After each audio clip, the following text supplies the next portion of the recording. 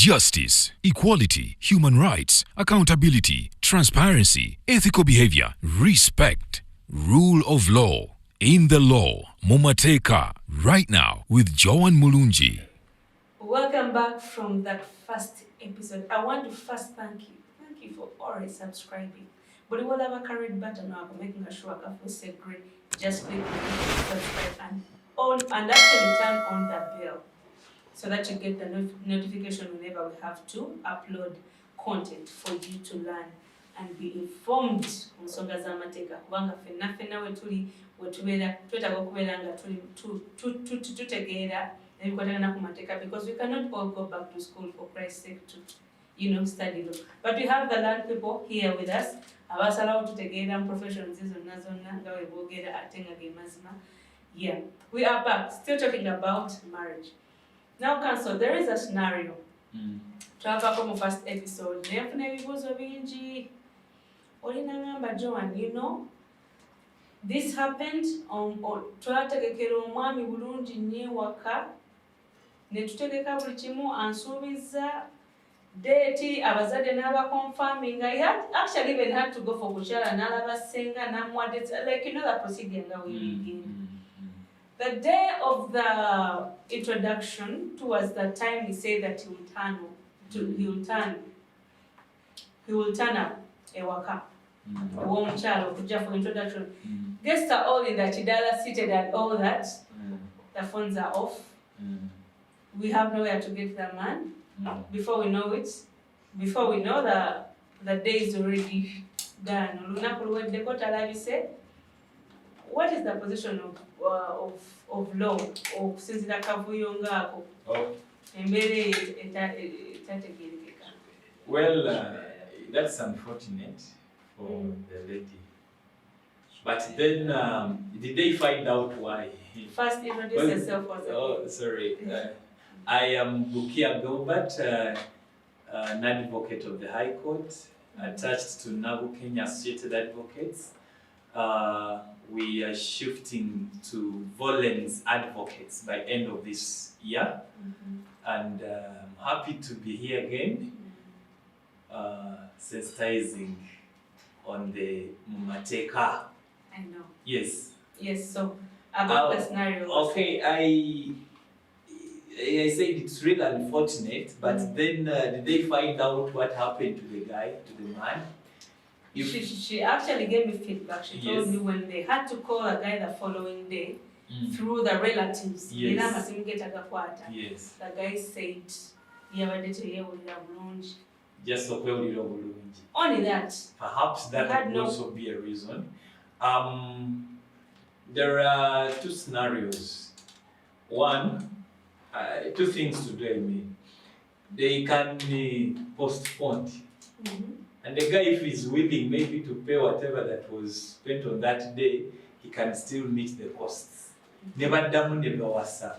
There's also a scenario where maybe someone is now just tired of the relationship. He wants to get out. There was a promise that Njakuwasa.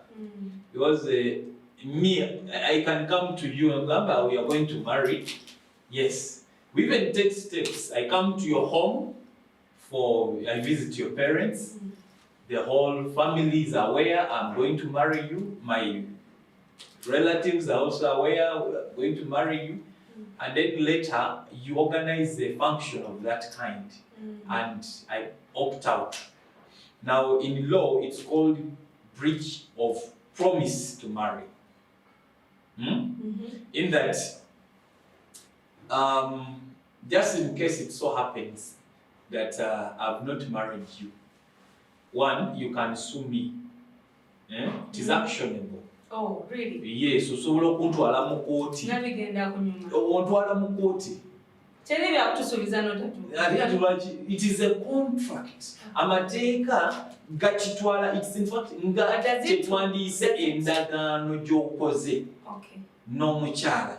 Omusuubiza, nze bwe nkusuubiza ekintu ndinga akoze endagaano nti enkyanja kikuwa. It depends. Is it verbally or written? It can be. You see, contracts are not only written.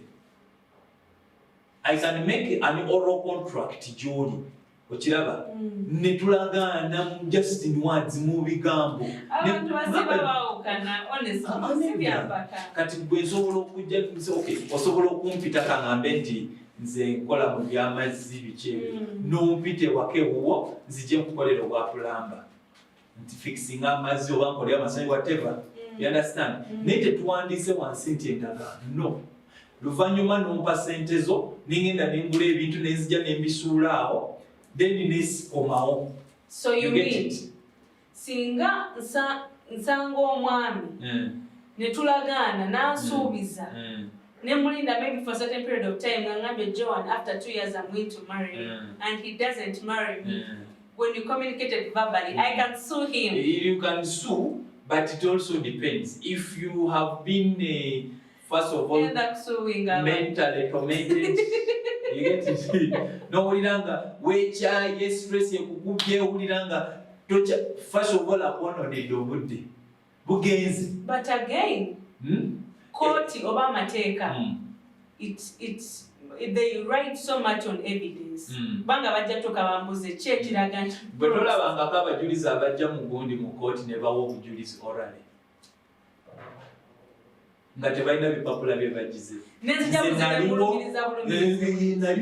naliwo ng'onaamusuubiza ekirala nze ndi muzadde bajja ne bavisitinga n'ewaka babadde bajja babadde wamu blabla. You see, in law what we call circumstantial evidence obujulizi obwetoolodde ekyo ekintu okiraba. Maybe you're saying we have to have witnesses when you're going into but of course in marriage ogenda weka obukola weka obufumbo functions are there and people are involved. Even in your relationship at least there is a friend of yours who will get to know nti Joan gundi yamusuubiza nemutegeka n'okutegeka. You understand? So what are the costs that comes with it? Singa mama zomusuubinga kubanga yampromisinga n'atatukiriza. But what do they charge him? No, it's just he will pay some damages. Of time wasting time, creating a lot of whatever stress. Second, you're tormented. Damages ngachi. Anti kati general damages zinokoti etunuulira mu bintu nga mukyala ayise mu gundi mu kaseera akazibuliyane. 2, omusajja mwononedde obudde yandibadde afunayo kubanga kati at her age yandibadde afuna omusajja mu budde obwo bwe bwonoonye yandibadde afuna omusajja omulala. You get it? Damages chichi.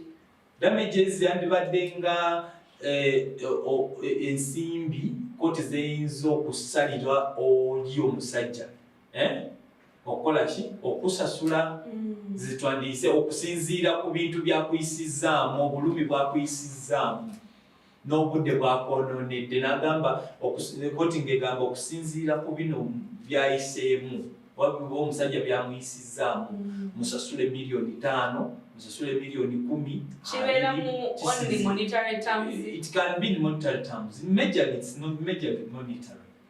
If one cannot afford. Yeah, but court cannot compel the man to marry. Do you know why? It takes us back to our definition of marriage. Voluntary. Wanga tusobola kumforcinga kukuwasa.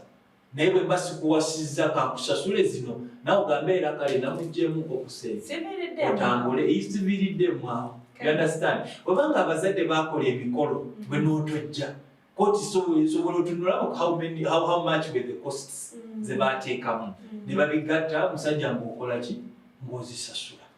You get it? Ekirala waliwo major bihappeninga mu gundi mu bantu abakulu tugamba omusajja niweeyama nti nze ngenda kusomesa omwana ngenda muweerera naye bwaliba akuze bwaliba akuze nze ngenda mwewasiza omwana n'asoma bulungi asomera ku ssente za haji oba zasomera ku ssente zange n'amalako yunivasite nemufunira neki n'omulimu bw'atandika okukola kati ate ngenda njagala omuwasa ye yafunayo omulenzi omulala agamba nze ndi mukulu nnyo.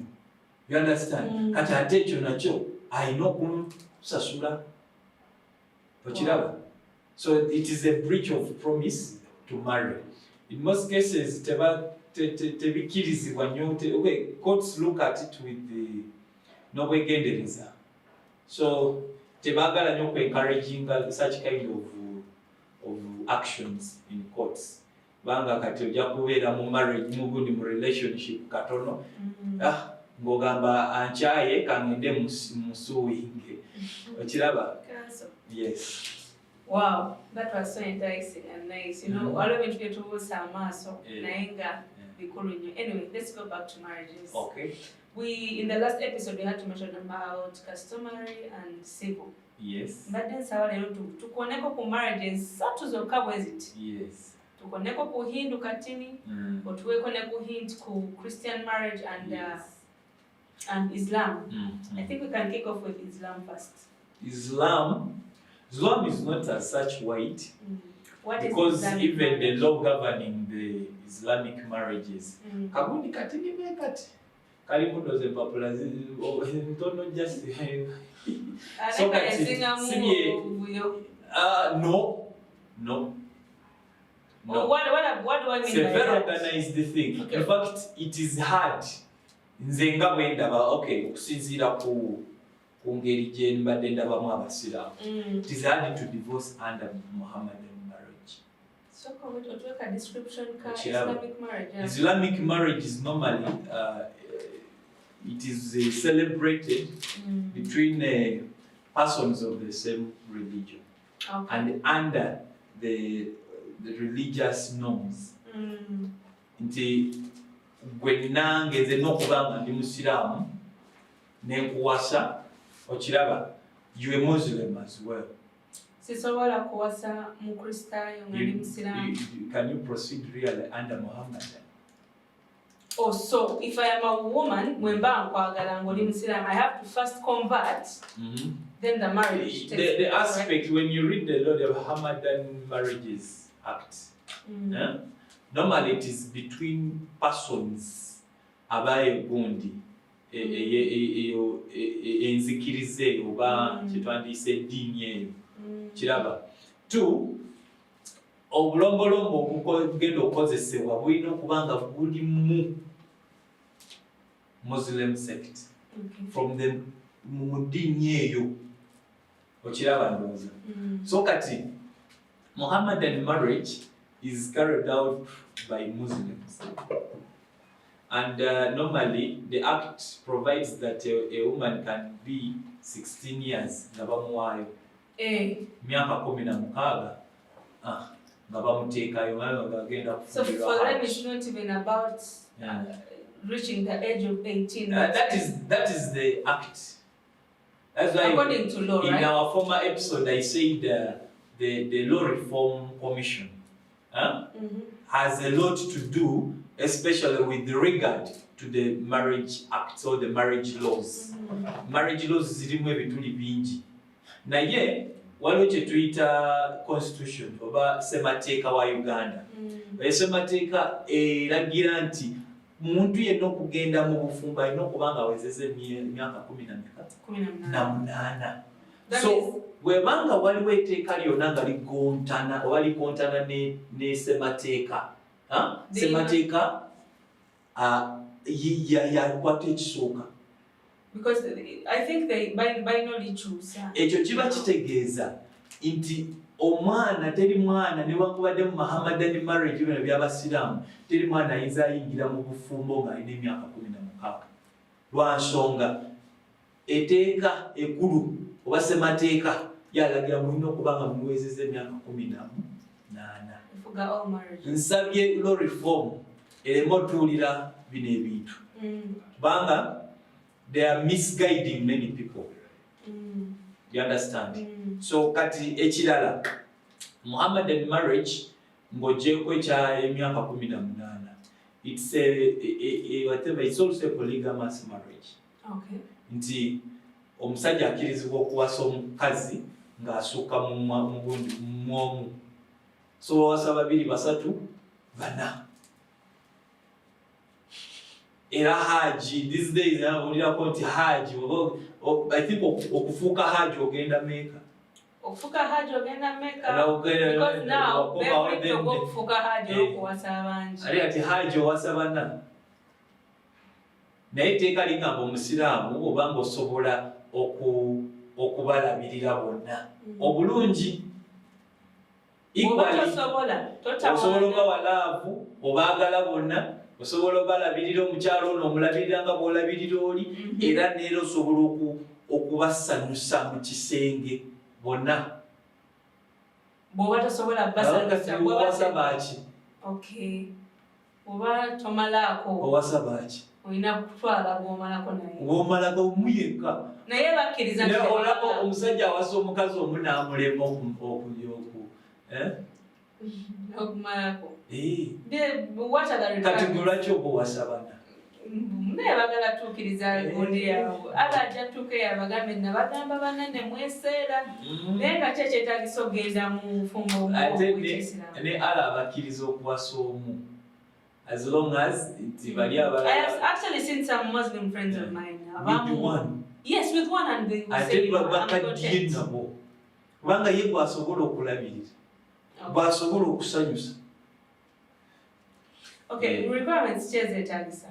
Requirements ezimu tuzoogeddeko age 18 years kyeka ligamba 16 years already emaze okyogera 18 years. 2 parents have to consent.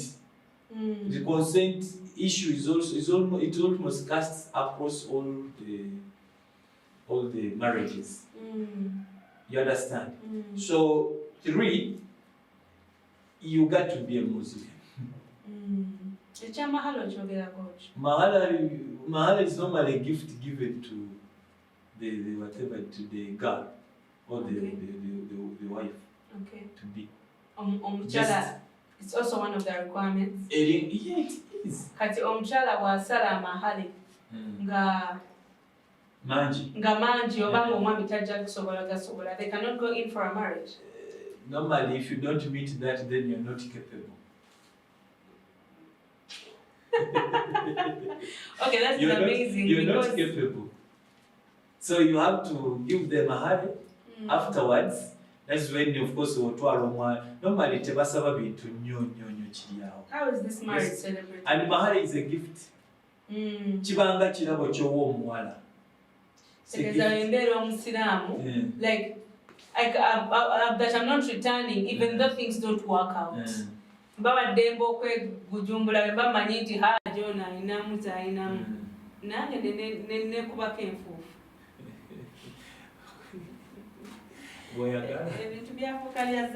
How is this marriage celebrated? According to the customs, to the norms of the religion. Okay. Secondly, they can appear before registrars. Okay. Registrars, they also can appear before registrars. Okay. Registrars, they need to also be registered. Any marriage that is not registered is void. Okay. Yes. It is voidable, voidable, meaning at any point you can register. Voidable kiba kitegeeza nti buli awo ku lusuubo. You understand? In our last episode, I gave you a scenario of my former client. Abakazi babiri. Later we registered the customary marriage. Wow.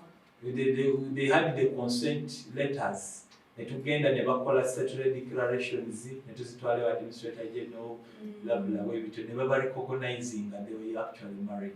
Though previously they were registering a gay marriage. You get it? So registration aspect here is important. Yeah. So most people never making assurance your marriage is registered, is entered into the books. You understand? The no, that is just a marriage. Anyone can. Yeah, Musaininga or fine. Has your certificate been registered with the URSB? You get it? Kubanga akasera kagenda tuuka at dissolution mugenda kuva kufuwa marriage tetugirengera mu bitabo byaffe. Meaning you have to register it. It's a lot to do with Islamic marriage. We shall expand on it later on. Let us go to church marriages. What do you think about it? What is church marriage? Church. Or call it Christian marriage. Church marriage, nayo teyawukana nnyo n'endala. Especially with the requirements. Teyawukana n'eteyawukana nnyo. Of course, one, it is celebrated okusinziira ku Christian grounds. Yes. Nti ffe tusazeewo tugende mu kanisa omusumba oba reverend batugatte. You get it? It's a kind of marriage that has to be celebrated before a registrar or a minister. In fact, it is a minister, Mateka Gamita minister of marriages. Church marriage? Yes. Okay. Yes. Inti omusumba I know kubeera licensed mu mateeka si basumba bonna nti bakola ki si ba reverend bonna nti bagatta. You have to have the license okugatta. Two, it must be celebrated oba obufumbo obulina okukolebwa mu kizimbe oba mu kifo nga kiri licensed. Era si buli kanisa nti marriage erina okolebwamu church marriage. Yes. Zirina okubeera licensed. So zine kanisa ez'aba Christians nga tezirina farm buildings ziba tezikirizibwa. No, it can be even a tent. Oh, really? It can be an open place oba nga musabira mu muti. Kasita babanga wali license. Wasita mutegeeza gundi minister na licensing ekyo ekifo ky'okolerangamu marriage. It is okay. It doesn't matter whether the building is temporary or permanent. No. No. What is your say about I have got questions from the public. It's really so. Actually, a friend of mine told me, but John, it's disgusting. Okulaba omusumba tali mufumbo. About marriage to come up and say they want to officiate marriage. No, but you see, like for me to give you advice, I don't need to have experienced. But it's better with experience sometimes. It may be better, but you see... More so with marriage. Now, you see, under church marriage, tuli mu kutunuulira omuntu akikiridde Katonda. Okay. You understand? See, nti oba abadde, like some people say, but nti best man alina okubanga mufumbo. Mu mateeka si bwe kirina okuba. But on the a single person can be a best man. Yes, it's inconvenient. Anti kati okusayininga siteekako mukono. Nenga mbadde best man. Best man, yeah. Best man. Best man y'omuntu abeera ku lusegere lw'omugole. Does it stop there like that? Anti kati osobola okwadvisinga. He can also seek advice from other people. Siteeka nti nze alina okuwa omugole advice. No. But do you know, because we are talking about now Christianity, in a way they say that you are accountable. In buli kyokola, okiwera kembalirira. You are accountable as a best man or as my matron. Even if my marriage fails, maybe or want to funyemu some issues, in most cases I will say I will have to run to my matron and seek advice. So take for example, my matron is not married, or my husband's best man. Chicha bagenda otubuulira kye batayitamu. Ati kati wulira. Nze wojja n'oŋŋamba nze siri mufumbo kale. Wojja n'oŋŋamba mukyala ebintu by'omu kisenge abadde tansanyusa bulungi. Kiraba ndowooza. Nsobola okwadvisinga nti mutwale ewa gundi ewa ssenga. Musootinga ezo ensonga sikuwadde advice. No, but advice starts with you. This is how we do it. Secondly, my father, my reverend, si bafumbo, but they attend the marriage, the Catholic marriages are standing. Wow. But they are the ones who are officiating the marriages. So it's not a must that you have to be married to officiate. Okubeera nga gwe minister mu marriage yaffe okutugatta. No. It doesn't require experience in marriage. No. Ekisinga wano etteeka likukkiriza okube, are you licensed kyekintu ekikulu. Are you licensed to celebrate marriages? It affects people. How? Because marriage, the Christian marriage is a lifetime commitment. You see, ebintu byakugamba kati nga bonagamba nti best man. Me, I can even give financial assistance to them if I were best man to any couple. Yes, you do.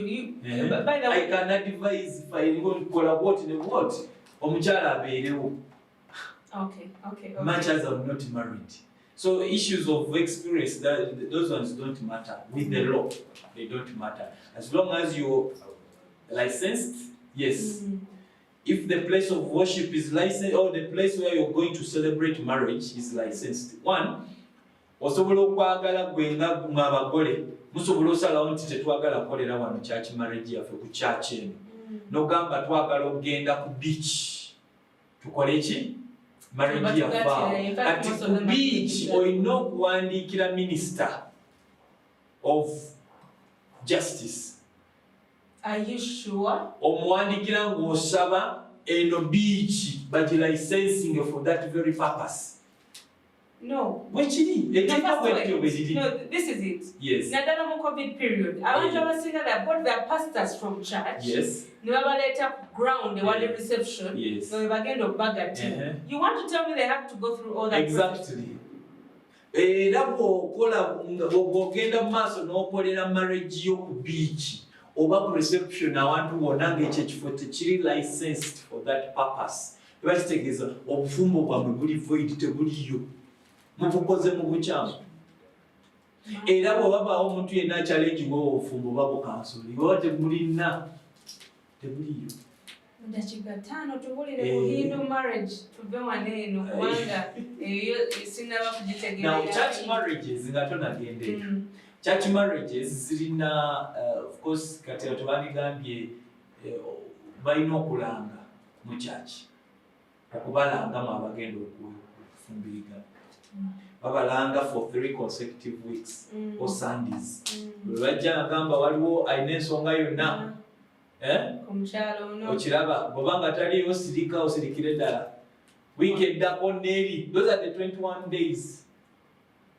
You understand? They do that in church? Yes. Which church? No. Within 21 days you have to yes, they have a notice board. No, not notice board. In the church, those bands which church? They are done for 3 consecutive Sundays. Do they do it? They do. Are you sure they do? They do. I'm a born again Christian. They do. I've not seen that. God. I just see it on a notice board outside. Civil. That is civil. You're crossing to civil. Not that. Like, not to say Eberanga couples that are going to get married in the coming time. No, they call church bands. It happens once. Not once. And if it so happens once, there is an irregularity there. How are church bands supposed to be?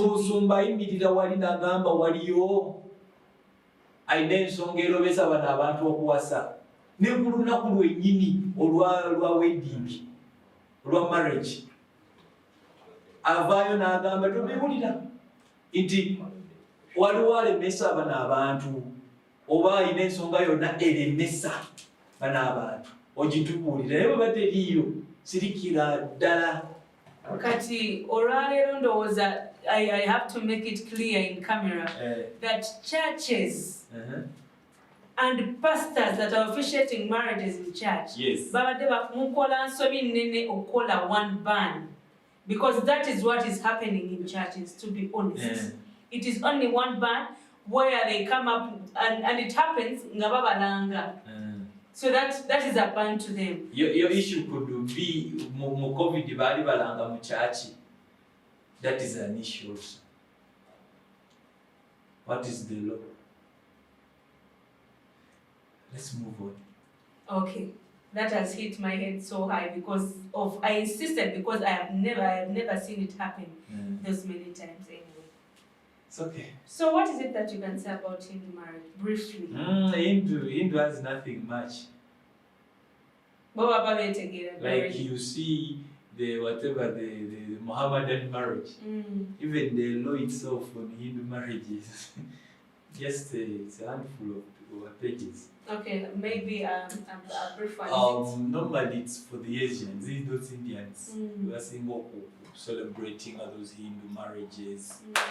But it's recognized in Uganda. Customs is a weed in those omukyala yasasula omusajja.